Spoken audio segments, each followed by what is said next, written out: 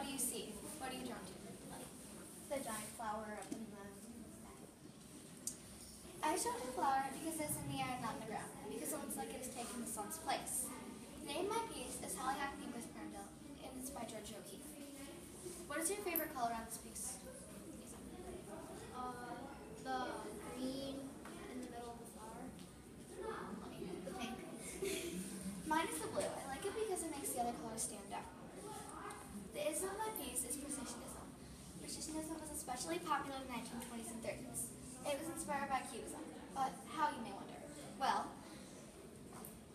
Cubism uses lots of real shapes, and in the middle of my flower there's a perfect circle, and there are also triangles.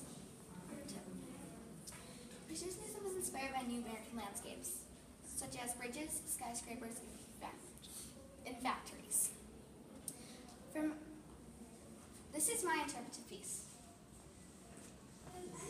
I chose to pick the most interesting part of the piece. I thought that was the center of the flower.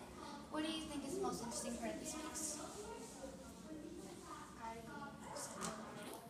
Well, again, I thought it was the middle of the flower. I used two similar colors, the orange and the green, but the pink is very different. Instead of just using all pink and white, I made the colors fade. They went from light pink to dark pink. And in the green, I took a pencil and scratched the paint, which made it have texture.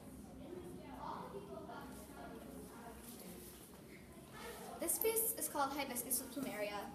This piece is called Black Hollyhock Expert, and this piece is called Blue Morning Glories. The flowers in Hibiscus with Plumeria are much bigger than the one in my piece in real life, and they have more detail. In Blue Morning Glories, the flowers are shown from different angles.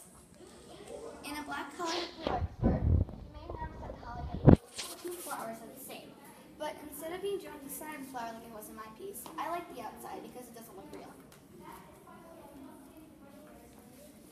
The artist who painted my piece is George O'Keeffe. George O'Keeffe was born in Sun Prairie, Wisconsin. She lived from 1887 to 1986.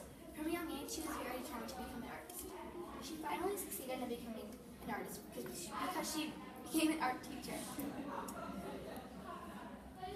But she did not want to be any famous artist or anything like that. She just wanted to be someone that could paint some pictures and put them in the Art Institute of New York. She didn't want them to be put in the Art Institute of New York. But that was until a man named Alfred Stieglitz found some of her paintings and put them there. She was furious and demanded that all the paintings be condemned immediately. They were taken out as soon as possible, but with all her frustration, she stopped painting for a while. She soon realized that was not the right choice. She went back to painting as soon as she could. She spent the rest of her life in New Mexico, where most of her paintings were based on a real place called the White House.